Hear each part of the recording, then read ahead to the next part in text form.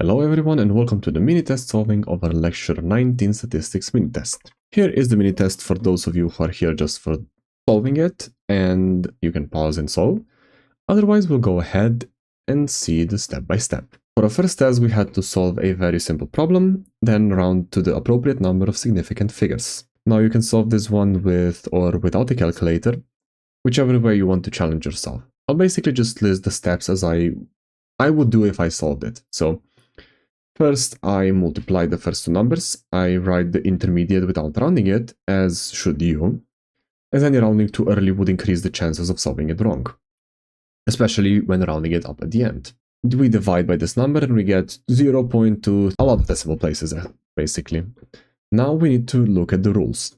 When multiplying or dividing, you round to the least amount of significant figures. So this one has 3. This one has 4, this one has 2, so we will round to 2 significant figures, so to the 3. So we will round the 5 to the 3. Now do we round up or down? We look what is after 5. There is something after 5, so we round up. And we get, do we get 0.23 or do we get 0.24? If you watch the video, you know what rounding up means, so you will know if this is correct or wrong. Next up is to find the median, mode, and the mean to our given set of data. So the mean is calculated as the average, the sum of all divided by the amount of data.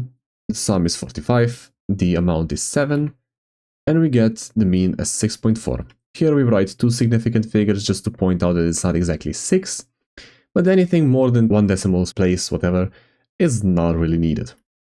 The median or the middle value is 7, so 4th from the left and 4th from the right. As for mode, 4 and 9 appear the most, so they are modes. And that's it for the second problem. Now we have to find the mean and the standard deviation of a set of measurements done by a school person. For the average, we will add them up and divide by 5. We get 12.18 seconds. Now we take the difference between these values and the average, and we get them here. I will not be using our teacher's way of solving when we cross the biggest deviations. We will just use the formula. So we will square them.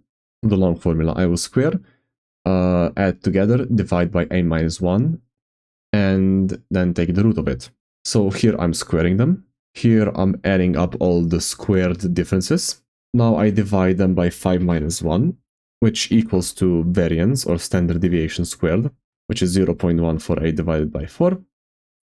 Which is 0.037, and when I take the square root of that, it's 0.19 seconds, which rounded to the first significant figure, so we can adjust the main values is 0.2 seconds.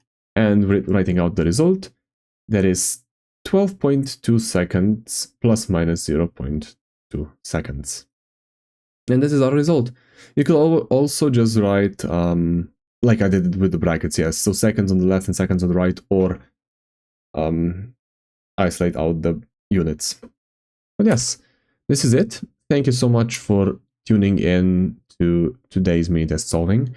I hope everything went well. If it didn't, feel free to ask me questions in the comments, and I'll see you guys next time. Bye!